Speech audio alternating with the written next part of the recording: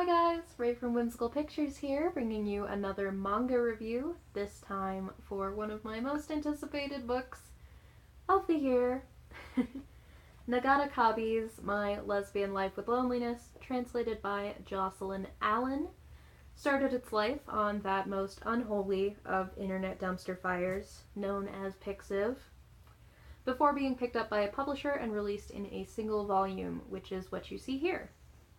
Like many webcomics of its type, the book is a graphic memoir centering around a single event in the author's life, but more generally exploring her struggles with depression, anxiety, eating disorders, and her own sexuality and gender identity.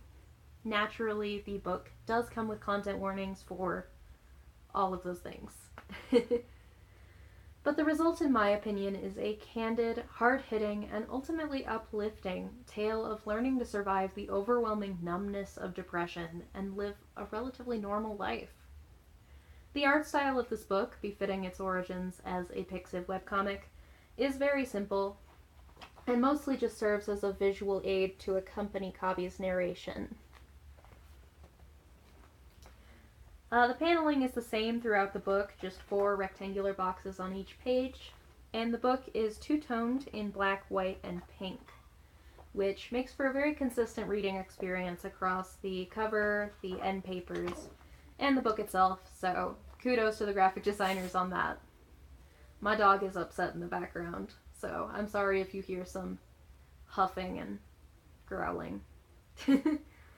Kabi's design for herself, which you can see here on the cover, is cute, awkward, and easy to sympathize with, and there are some interesting visual representations throughout the book.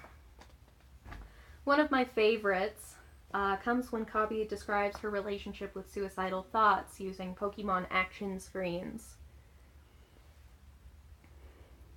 In every choice she ever made, dying was always an option. Run away, apologize, die.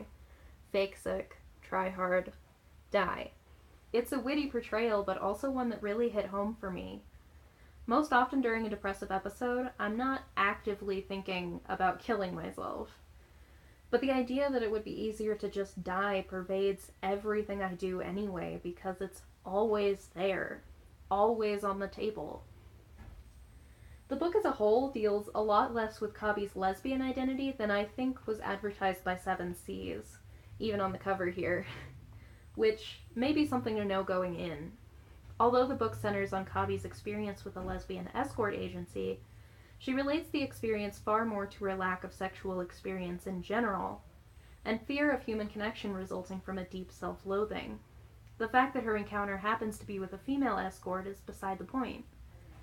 Only a couple of pages deal with her sexuality at all, including one particularly interesting page where she struggles with her non-binary gender identity, although she doesn't seem to have the words to express it.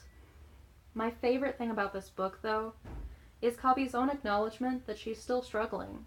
She's far from where she was, but mental illness isn't something that ever really goes away.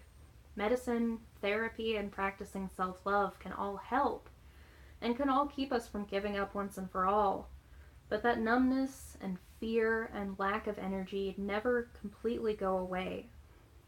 It'll always feel like a struggle just to function on the same level as those around me. And I'll always have to fight those voices in my head that tell me I'm worthless. But it gets better.